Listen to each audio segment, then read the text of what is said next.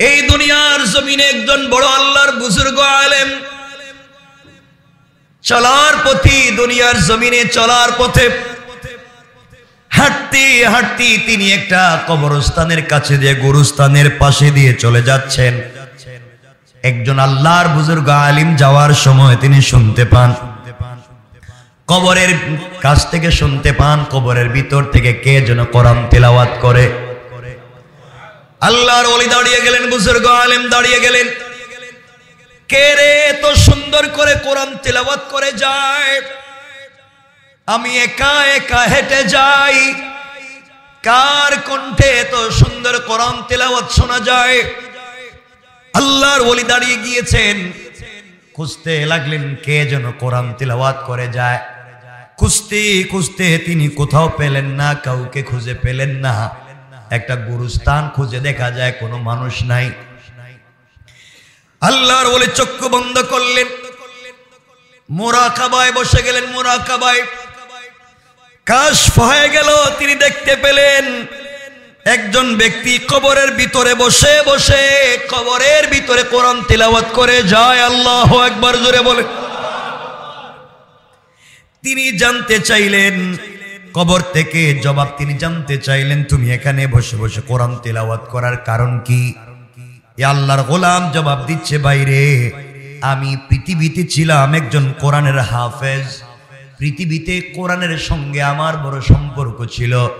মানুষ পুরা বছরে এক খতম কোরআন তিলাওয়াত করতে পারতো না, আর আমি প্রতিদিন 2 খতম কোরআন তিলাওয়াত না করে ঘুমাই না। সুবহানাল্লাহ। তো আসতে বললেন, আর একটু জোরে বলা লাগবে সুবহানাল্লাহ। আরো জোরে পড়েন। 2 খতম কোরআন প্রতিদিন। এইভাবে আমার চলতে লাগলাম। আমি আল্লাহর কাছে দুনিয়ায় জীবিত থাকতে দোয়া করে বলেছি, আল্লাহ আমি যদি ইন্তেকাল করে কবরে চলে যাই, তোমার কাছে আমি কিছুই জানতে চাইব না, কোনো জিনিস চাইব না। আয় আল্লাহ তাআলা, তুমি শুধুমাত্র কেবলমাত্র আমাকে দুনিয়ায় যেভাবে কোরআন তেলাওয়াতের সুযোগ দিয়েছ, কবরেও তুমি আমাকে কোরআন তেলাওয়াতের সুযোগ দিবা। আল্লাহর ওলি জানতে চাইলেন, গোলাম কি বলতে চাও বলো। গোলাম বলছে, আল্লাহর ওলি আমি ইন্তেকাল করে কবরে এসেছি, আমার কাছে জানতে চাওয়া হয়েছে তুমি কি চাও। আমি আবার জীবনে বেঁচে থাকবার সেই কথাটাকে স্মরণ করিয়ে দিয়ে বলছি, আল্লাহ তাআলা আমি আর কিছুই চাই না, আমি এই কবরের ভিতরে কোরআন তিলাওয়াত করতে চাই। এইভাবে কোরআন তিলাওয়াত করে যাই। অনেক দিন থেকে কোরআন তিলাওয়াত করে যাচ্ছি, আজ পর্যন্ত কোরআন তিলাওয়াত করেছি কমপক্ষে 5 থেকে 8 হাজার খতম। আরো জোরে পড়েন। 5 থেকে 8 হাজার খতম কোরআন কবরের ভিতরে আমি তিলাওয়াত করতেছি। এভাবেই আমার দিন চলে যায়। আল্লাহর ওলি কথাগুলো শোনা মাত্র দাঁড়িয়ে বললেন, সুবহানাল্লাহ। আল্লাহু আকবার বলেন। সুবহানাল্লাহ বলার সাথে সাথে কবরের ভিতরের ব্যক্তি কান্নায় ভেঙে পড়েছে, ডাক দিয়ে বলেছে, আল্লাহর ওলি আপনার পায়ে ধরি, আমি 8000 বছর কোরআন তিলাওয়াত করেছি, ওই তিলাওয়াত গুলো আপনি নিয়ে নেন, আর আপনার ওই 1 সেকেন্ডের সুবহানাল্লাহর সওয়াবটুকু আমাকে দিয়ে দেন। আল্লাহর ওলি জানতে চাইলেন, যুবক রে তুমি 8000 বছরের কোরআন তিলাওয়াত আমাকে দিয়ে দিতে চাও, আর আমার 1 সেকেন্ডের সুবহানাল্লাহ নিয়ে নিতে চাও, কারণ কি জানতে চাই। যুবক জবাব দিচ্ছে, আল্লাহর ওলি কবরের ভিতরে দীর্ঘদিন থেকে 5 থেকে 8 হাজার বছর 5 থেকে 8 হাজার খতম কোরআন তেলাওয়াত করেছি, 1 পয়সারও সওয়াব হয় নাই। আর আপনি যে একবার সুবহানাল্লাহ বলেছেন, আমার 8000 খতম কোরআন তিলাওয়াতের চাইতে 1 কোটি গুণ বেশি সওয়াবের মালিক হয়ে গিয়েছে। কারণ আপনি দুনিয়ায় জিন্দা, আপনি শ্বাস ফেললে সওয়াব, আর আমি কবরে আমি সিজদা সওয়াব নাই, তিলাওয়াত করলে সওয়াব নাই। কারণ কবরের জগৎ সওয়াবের জগৎ নয়, আমলের জগৎ নয়, প্রতিদানের জগৎ। আর আপনি যেই জগতে আছেন সওয়াবের জগৎ। আমি 8000 কোরআন খতম করে যেই সওয়াব পাই নাই, আপনি একবার সুবহানাল্লাহ বলে তার চাইতে কোটি গুণ বেশি সওয়াব পেয়েছেন। সুতরাং এখনো আপনি বেঁচে আছি, এখনো চাইলে, আজও চাইলে জাহান্নামের দরওয়াজাগুলোকে বন্ধ করে, আজও চাইলে নিজের ইচ্ছায় আমরা আল্লাহর কাছে চেয়ে জান্নাতের দরওয়াজা খুলে নিতে পারি। কোন ঠিক কিনা?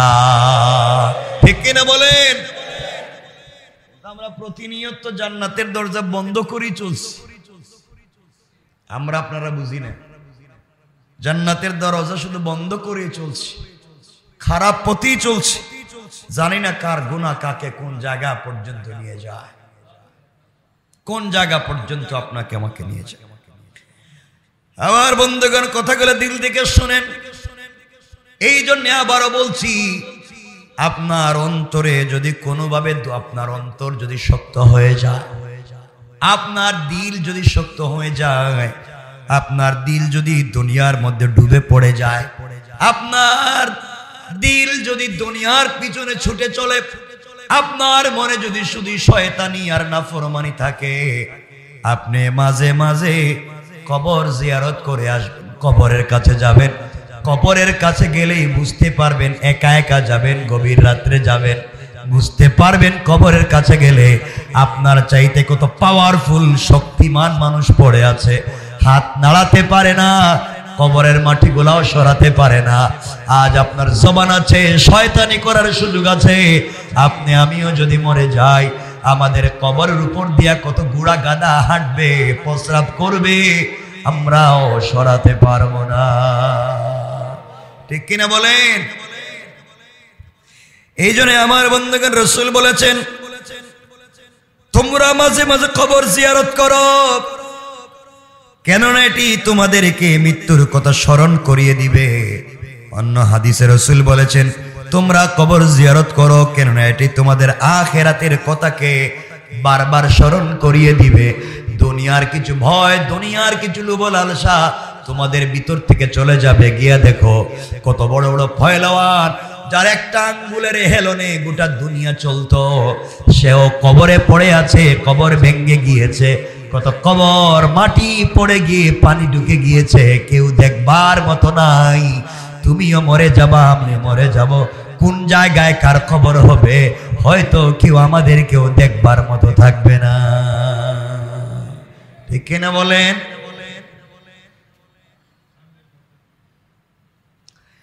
এই জন্য খুব মনোযোগ দিয়ে শুনেন, দুনিয়ার জমিনে আমাদেরকে কি করা লাগবে। শেখ ইবনে উসাইমিন রাহমাতুল্লাহি আলাইহি বলেন, যখন তোমার হৃদয় উদাসীন হয়ে যাবে, তোমার আত্মা দুনিয়ার জন্য মিশে যাবে, তখন তুমি মাঝে মাঝে কবরের কাছে যাও এবং সেই মানুষগুলাকে নিয়ে চিন্তা ভাবনা করো, যারা গতকালও তোমার মতোই এই জমিনের উপরে ছিল, আজ তারা নাই। একটাবার বেলুরের কাছে যাও, গিয়ে দেখো কালকে যারা গতকালকে ভাই বন্ধুরে নিয়া এখানে সবাই যায় আড্ডা মারার জন্য যায়, ছেলে পেলেরা যায় ওখানে খাওয়ার জন্য যায়, কাচ্চি খাওয়ার জন্য যায়, সবাই তো ওই বিল্ডিং গুলাতে খাওয়ার জন্যই যাইতো, সবাই বন্ধু বান্ধব নিয়ে খাইতেছিল, কত আড্ডা মারতেছিল, কত হয়তো পানির বোতলে চুমুক লাগিয়েছিল, ওই সময় আজরাইল চলে এসেছে। কত ভাই বিদেশে যাবে, তার পাসপোর্ট রেডি, ভিসাও ঠিক হয়ে গিয়েছে, সেও মরে গিয়েছে। বোঝা গেল মওত আসবে, কাউকে কখনো বলে আসবে না। ঠিক কিনা বলেন? এই জন্য দুনিয়ার জমিনে আমাদেরকে চলার পথে মওতকে স্মরণ রাখতে হবে তো ইনশাআল্লাহ। বলেন না ইনশাআল্লাহ? আরো জোরে বলেন না ইনশাআল্লাহ? মওত মরে থাকবে তো। আমরা এই পৃথিবীতে যা করি সব বাঁচার জন্য। কার জন্য? এখানে একজন আছেন নিজে আনা, আমি যা করতেছি মরার জন্য। হ্যাঁ, কেউ আছেন একজন যে আমি হে আল্লাহর ওলি, আমি যা করি মরার জন্য? নাই, সব আল্লাহর কুতুব, সব বাঁচার জন্য। অসুস্থ হলেই ডাক্তারে যান, কি জন্য? বাঁচার জন্য। সুস্থতা মানে কি আর বাচ্চা দেখে কয়েকদিন কোন ঔষধে কাজ হচ্ছে না, হুজুরের কাছে যান, হুজুর আমার তো কিছু হইতেছে না, একটু দোয়া। বলে কি? বলে একটু বাচ্চা থাকি ভালো করে। সবই তো বাঁচতে চায়। মানে রাখবেন এই পৃথিবীতে বাঁচতে পারবো? চাইলে পারবো? পারবো না। আজ না হয় কাল আপনাকে আমাকে মরা লাগবেই। কি নিয়ে হাজির হবেন আল্লাহর কাছে? কি আছে যেটা নিয়ে রবের সামনে হাজির? কিচ্ছু নাই। এই জন্য আল্লাহর ওয়াস্তে এই পৃথিবীতে বেঁচে থাকবার বহুত চেষ্টা করেন। আজ না হয় কাল আপনাকে আমাকে মরা, আবার বলেন মরা লাগবে। চাইলে এই পৃথিবীর কেউ বেঁচে থাকতে পারবে না। আল্লাহ আমাদের সবাইকে বুঝার তৌফিক দান করুক। সকলে পড়ে না আমিন।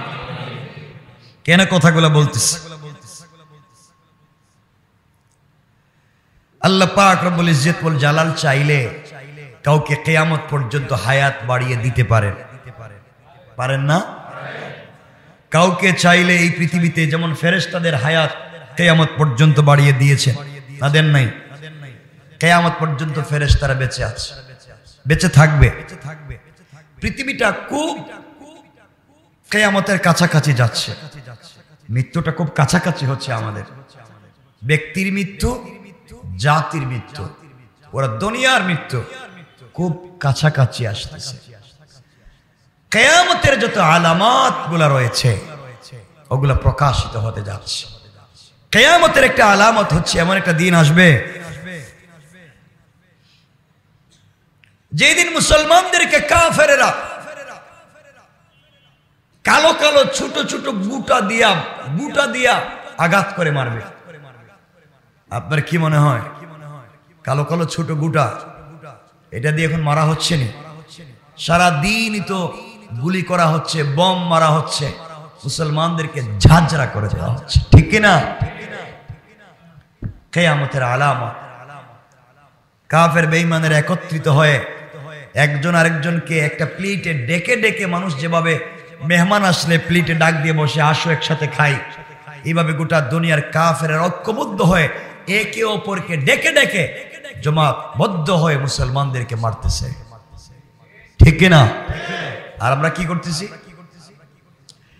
আজ মুসলমানদের কলিজার থেকে রক্ত ঝরতেছে। দুনিয়া থেকে দিনকে মুছে দেওয়ার ষড়যন্ত্র চলছে, ইসলামের সংস্কৃতিকে ধ্বংস করে দেওয়ার ষড়যন্ত্র চলছে। আর আমরা এখন আছি নিজেরা নিজেরই কামড়া কামড়িতে ব্যস্ত, নিজেরা নিজেরই মারামারিতে ব্যস্ত, একজন আর একজনের বিরুদ্ধে সারাদিন লেগেই আছে। আজ মরবো না কাল মরবো, এর কোনো চিন্তাই নেই, ঠিক কিনা?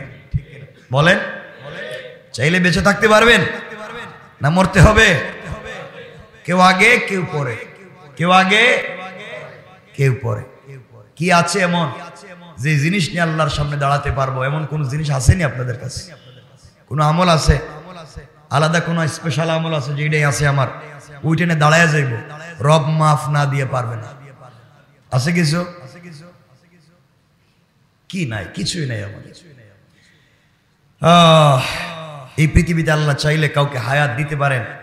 যেমন ইতিহাসে পাওয়া যায় হযরত খিজির অথবা হযরত খাজির, তাকে আল্লাহ তাআলা হায়াত দিয়েছিলেন। ইতিহাসে পাওয়া যায় তিনি আবে হায়াত পান করেছিলেন। আবে হায়াত মানে কি এর পানি? হ্যাঁ, হায়াত, জীবন, জীবনের পানি, মৃত্যুবরণ না করার মতো পানি পান করেছিলেন। এটা আসেনি দুনিয়া, এমন কিছু আছে? ইতিহাসে পাওয়া যায়, আমরা দেখি তিনি কি করেছিলেন আর আমরা এটারে কি বলি। কোরআন শরীফে হযরত যুলকারনাইন সম্পর্কে আলোচনা আছে। যুলকারনাইন তিনি একজন অপরাজেয় বাদশা ছিলেন। পৃথিবীর পুরা পৃথিবী বাদশা ছিলেন, সমস্ত দেশ সমূহ তিনি জয় করেছেন। আল্লাহ পাকের খাস বান্দা এবং ওলি ছিলেন। সুবহানাল্লাহ বলেন। তিনি পুরা দুনিয়া ইসলামের ঝান্ডাকে উড্ডীন করেছিলেন পুরো পৃথিবীতে। ইতিহাসে তাকে বাদশাহ সিকান্দার নামেও চিনে, বাদশাহ সিকান্দার। কেউ কেউ তাকে আলেকজান্ডার দি গ্রেট নামেও বলে থাকেন। আমি বললাম জালেম ইয়াজুজ, যাদেরকে আমরা ইয়াজুজ এবং মাজুজ নামে চিনি, চিনেনি আপনারা? নাম শুনছেন তো? ইয়াজুজ মাজুজ, এই দুই জাতিকে প্রাচীর দিয়ে আবদ্ধ করে রেখেছিলেন যিনি, তিনি হচ্ছেন জুলকারনাইন। এরা পৃথিবীতে বের হয়ে আসতে চায়, পৃথিবীবাসীদেরকে খেয়ে ফেলতে যায়, তো পুরো রাত জিব্বা দিয়ে চাটে, ওয়ালে চাটতে চাটতে চাটতে চাটতে পৃথিবীতে বের হয়ে আসতে চায়, পুরো জাতিকে খেয়ে ফেলতে চায়। যখনই শেষ, এখন চাটলেই তারা বের হয়ে যাবে, এমন সময় আজানের টাইম হয়ে যায়, সূর্য উদিত হয়ে যায়, আর তাদের চাটা বন্ধ হয়ে যায়, ওয়াল আগের জায়গায় চলে যায়। আল্লাহু আকবার। এত আসতে এই জাতিকে বন্ধ করে এরা কিয়ামতের আগে বাইরিব। এখন তো ইয়াজুজ মাজুজ বাইরে এসে, ওই ইয়াজুজ মাজুজ, মানুষের মধ্যে ইয়াজুজ মাজুজের অভাব আসেনি? ওমা আছে, পাবলিক রে খায়া ফেলায়, সব সব দিয়া দোহের, সব পাওয়ার পরে হে খুশি না। এমন ইয়াজুজ মাজুজ আসেনি? কথা বলেন না কেন? আমার বন্ধুগণ,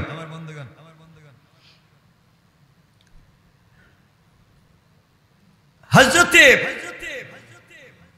খাজির বা খিজির জানতে পারলেন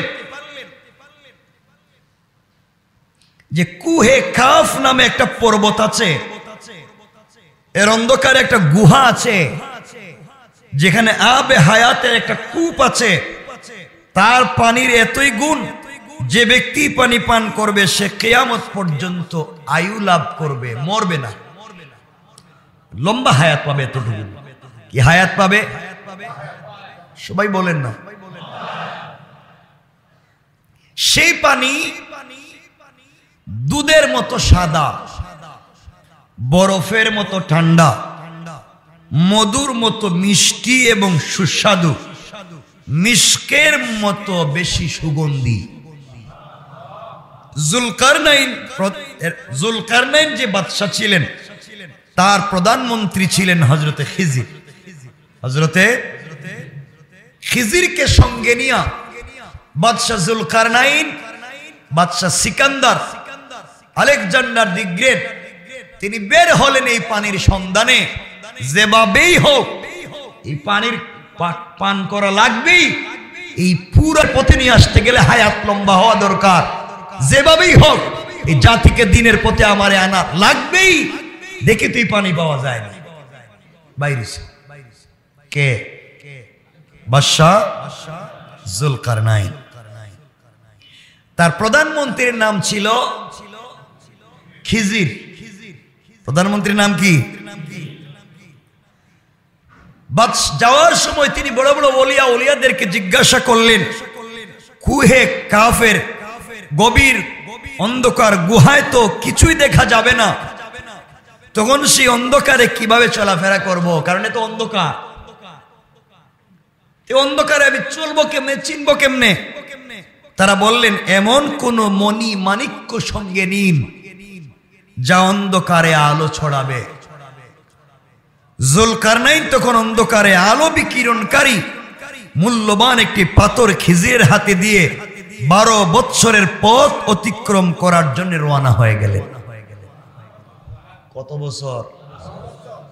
12 বছর।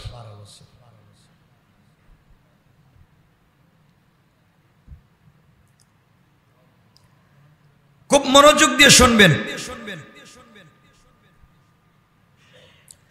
পুরা পৃথিবীর রাজ কার্যের ভার, বাদশাহীর ভার একজন বিশ্বস্ত সহচরের কাছে, বিশ্বস্ত কর্মচারীর হাতে ন্যস্ত করলেন। পুরা দেশের, পুরা দুনিয়ার বাদশাহী দিলেন একজন বিশ্বস্ত সহচরের কাছে। বিশ্বাস সেটা রাখবে। আজকালকে বিশ্বস্ত সহচর আসেনি, সব খায় ফেলাইব। যাওয়ার সময় ঘর বাড়ির যা আছে এটাও লিয়ে যাবে, যাওয়ার সময় বাচ্চা কাচ্চারাও ঘুম করে লিয়ে যাবে। হ্যাঁ, আন্ডা বাচ্চাও খায় ফেলে, মানে বিশ্বাসে আঘাত করে এমন পৃথিবীতে লোক নাই, একবারই নাই। আচ্ছা, সঙ্গে নিলেন প্রায় 1000 সহচর। কতজন মানুষ সাথে নিলেন? 1000। প্রয়োজনীয় খাদ্য দ্রব্য নিলেন। দীর্ঘকাল পথ চলার পর, লম্বা কথা সংক্ষেপ করে বলতেছি, এক পর্যায়ে তিনি কুহে কাহাফে গিয়ে পৌঁছলেন। কুহে কাহাফে গিয়ে পৌঁছলেন, কিন্তু সূচিবেদ্য ঘাড় অন্ধকার, সবাই পথ হারিয়ে গেলেন। অন্ধকারে কি করলেন? অন্ধকারে কি পথ দেখা যায়? পথ হারিয়ে ফেললেন। অন্ধকারের কারণে 1000 সাথী একে অপর থেকে বিচ্ছিন্ন হয়ে গেলেন। কে কোথায় কারো কোনো খবর নাই। এভাবে চলে গেছে প্রায় 1 বৎসর। অন্ধকারে চলতে চলতে চলতে চলতে কোথায় কে কারো সাথে কারো দেখা নাই। সবাই একদিন ঘুরতে ঘুরতে গিয়া আবার রাজধানীতে বাইরে গেলেন। কোথায়? যারা খুঁজতে আইলেন সব শেষ। কিন্তু হযরতে খিজির আলাইহিস সালাম সেই অন্ধকারের মধ্যে ঘুরে বেড়াতেন, কারণ তার কাছে একটা জিনিস আছে। কি? পাথর। কি মনে আসেনি? তিনি সেটা বাহির করলেন, কারণ পাথর তো তার কাছেই আছে। বাহির করলেন, সাথে সাথে গুহা আলোকিত হয়ে গিয়েছে। সুবহানাল্লাহ বলেন। কিছুক্ষণ অনুসন্ধান করতে করতেই তিনি আবে হায়াত কূপটি পেয়ে গেলেন। তিনি আল্লাহর দরবারে শুকরিয়া আদায় করলেন এবং অঞ্জলি ভরে তিনি তা পান করলেন। সুবহানাল্লাহ বলেন। কেউ কেউ বলেন এজন্য হযরতে খিজিরকে আল্লাহ কিয়ামত পর্যন্ত হায়াত লম্বা করে দিয়েছেন। আর আমরা বলি আল্লাহ তাআলা ইচ্ছা করছেন খিজিরকে কিয়ামত পর্যন্ত বাঁচিয়ে রাখবেন, এই জন্য তার হায়াতকে বাড়িয়ে দিয়েছেন। পড়েন সুবহানাল্লাহ।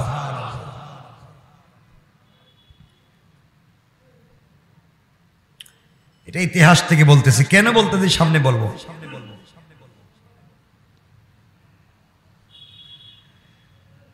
আবার আপনাদেরকে বলতেছি, এখন আপনারা মনে করতে পারেন তাহলে এই কূপের পানি পান না করলে বোধহয় কেউ বাঁচবে না কিয়ামত পর্যন্ত। আল্লাহ চাইলে এই কূপের পানি পান না করাইয়াও কাউকে বাঁচিয়ে রাখতে পারেন। পারেন? কাউরে রাখছেন? কে? হ্যাঁ, কেউ আসেনি? আমার বলেন যে বাইচা আছে এখন পর্যন্ত কেউ আছে? কি কয়? হ্যাঁ, আরে না, এই কূপের পানি পান না করেও দুনিয়া এখনো বাইচা আছে। কেউ আছে? জানা নাই? হ্যাঁ, না, তিনি তো দুনিয়া নেই, আমি দুনিয়ার কথা বলতেছি। এই পৃথিবীতে এই আবে হায়াতের পানি পান না করেও বেঁচে আছে শয়তান। শয়তান কে? বাইচা আছে না মরে গেছে? গা না মরে গেছে? আছে না নাই? কোন হায়াতের পানি পান করছে? পানি পান না করেও বেঁচে আছে। এরে বাঁচিয়ে রাখছেন কে? আরো জোরে বলেন কে? আল্লাহ চাইলে পারেন কি পারেন না? কিন্তু এখানে একটা ভিন্ন ঘটনার কারণে এটা হচ্ছে। আমার বন্ধুগণ,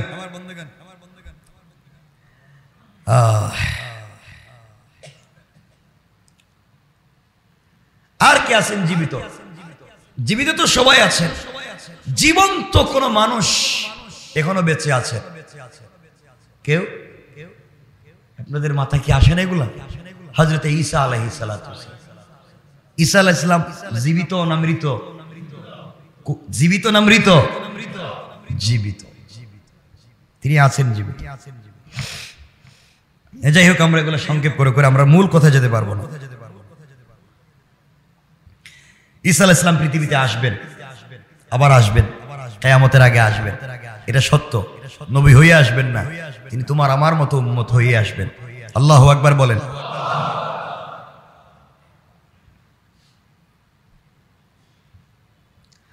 আল্লাহ রাব্বুল ইজ্জত ওয়াল জালাল বলছেন কোরআনে কারীমে,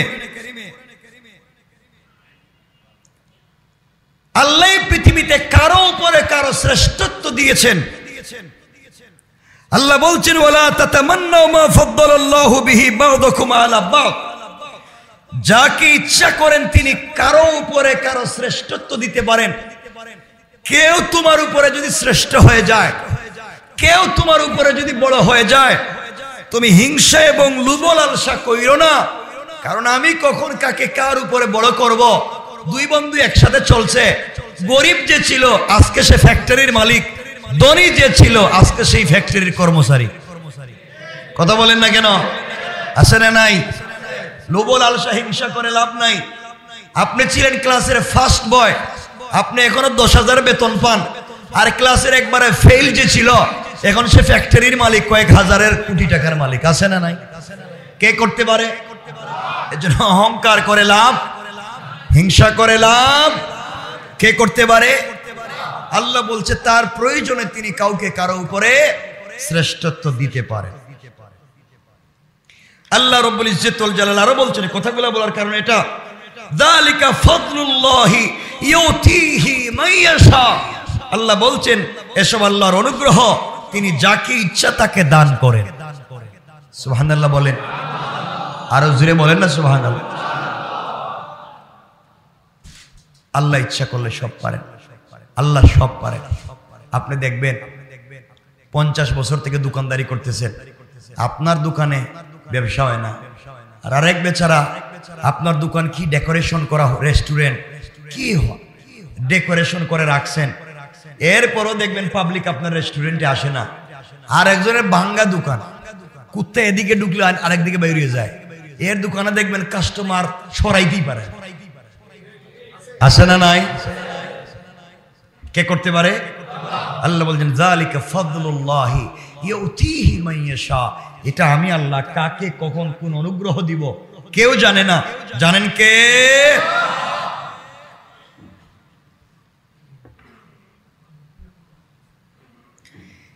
এই জন্য কথাগুলো দিল দিয়ে শুনবেন কি বলতে চাই।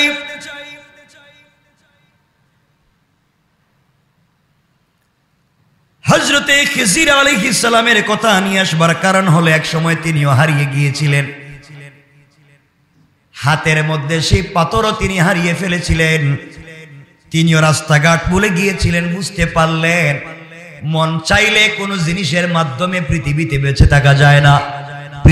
পৃথিবীতে বেঁচে থাকতে হবে একমাত্র অনুগ্রহ লাগবে কার? বুঝতে চাইলাম আপনি যত দুনিয়ার যত উপকরণ গ্রহণ করেন বাঁচার জন্য, দুনিয়ায় আপনি বড় হওয়ার জন্য, নিজেকে বড় করবার জন্য যত উপকরণ গ্রহণ করেন, আপনার যত সেনা সামন্ত গ্রুপ থাকবে, কর্মীর অভাব থাকবে না, কেউ আপনাকে বাঁচাইয়া রাখতে পারবে না। কিয়ামত যখন আসবে, বিপদ যখন আসবে, আপনার উপরেও আসবে, আর পৃথিবীতে বাঁচাইয়া রাখতে পারেন একমাত্র আমার আল্লাহ। দেখবেন রোড অ্যাক্সিডেন্ট করে গাড়ির 20 জন যাত্রী সবাই মরে গিয়েছে, কোলের বাচ্চার শরীরে একটা আঁচড়ও লাগে নাই। আছে না নাই? নদীতে দেখবেন লঞ্চ ডুবে সবাই মরে গিয়েছে, কিন্তু কুলের বাচ্চাটাকে বাঁচাইয়া রেখেছেন কে? আরো জোরে বলেন কে? আল্লাহ এগুলা পারেন। আল্লাহ রাব্বুল ইজ্জত ওয়াল জালাল যাকে ইচ্ছা সেই ফজিলত দান করেন। যুলকারনাইন নিজের ভুলের জন্য অনুতপ্ত হয়ে গেলেন, নিজেকে ইসলাহ করে ফেলেছিলেন। মুসা আলাইহিস সালাম দীর্ঘ আয়ুর চেয়েও আল্লাহ প্রদত্ত আয়ুকে পছন্দ করেছিলেন। আল্লাহ রাব্বুল ইজ্জত ওয়াল জালাল মুসা আলাইহিস সালাতু ওয়াস সালামকে হায়াত দিয়েছিলেন। মুসা আলাইহিস সালাম আল্লাহর উপরে ছেড়ে দিয়েছিলেন, বলছিলেন আল্লাহ যদি চায়, যতদিন আল্লাহ চাইবে ততদিন আমি পৃথিবীতে বেঁচে থাকবো, আল্লাহ যেদিন চাইবে না পৃথিবীতে বেঁচে থাকবো না। আমি এতক্ষণ আলোচনা করে বুঝাতে চাইলাম পৃথিবীতে আমি আপনি যা অর্জন করি সব কিছু দান করেন কে? আরো জোরে বলেন কে? তাহলে আপনি হিংসা করেন কেন? তাহলে হিংসা করেন কেন? আপনার হয় না, আমার হয়ে গেছে, আমার হয় না, আপনার হয়ে গেছে।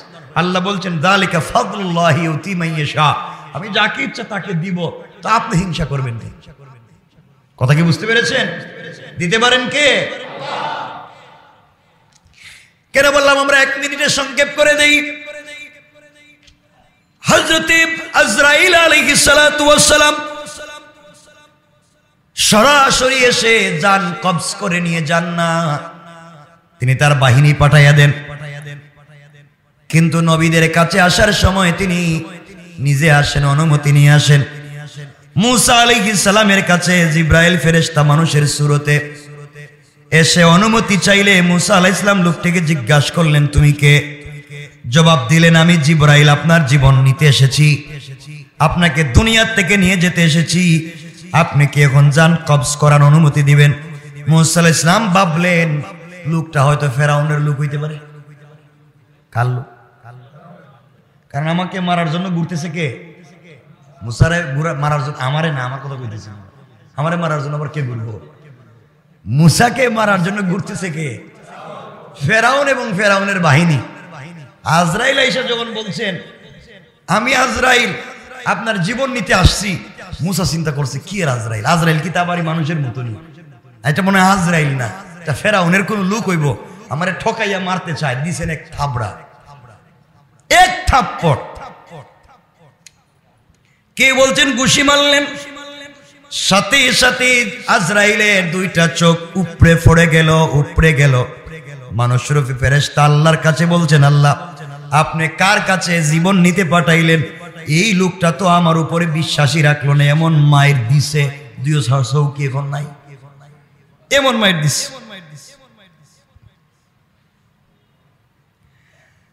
আল্লাহ রাব্বুল ইজ্জতুল জালাল বললেন, তুমি যাও, তার কাছে গিয়ে বলো আমি আল্লাহর হুকুমে এসেছি, আল্লাহ আমাকে পাঠিয়ে দিয়েছে। তার বকরির পিঠে হাত রাখতে, বকরির পাল আছে মুসার, এই হাতের তালুর নিচে যতগুলা পশম পড়বে তত কোটি বৎসর আল্লাহ তার হায়াত বাড়াইয়া দিবে। বুঝতে পারলেন তিনি জিব্রাইল, আজরাইল বুঝতে পারলেন আজরাইল ফেরেশতা। তিনি বললেন, সেই পশম পরিমাণ আয়ু বাড়াবার পরে কি আমার কাছে আবার আপনি আসবেন? কয়েকদিন যত কোটি পশম থাকুক, একদিন পশম শেষ হয়ে যাবে, আপনি মরে যাবেন। আজরাইল বললেন, পশম শেষ হওয়ার পরেই যেহেতু মরা লাগবে, তাহলে আমার ইচ্ছার উপরে মরতে চাই না, আল্লাহ যেদিন ইচ্ছা করবেন তার ইচ্ছার উপরে আমি মরে যেতে চাই। সুবহানাল্লাহ বলেন। তাহলে আমি এতক্ষণের আলোচনা বুঝাতে চাইলাম, এই পৃথিবীতে যা হবে ইচ্ছা করবেন কে? আমাদেরকে যা দিবেন ইচ্ছা করবেন কে?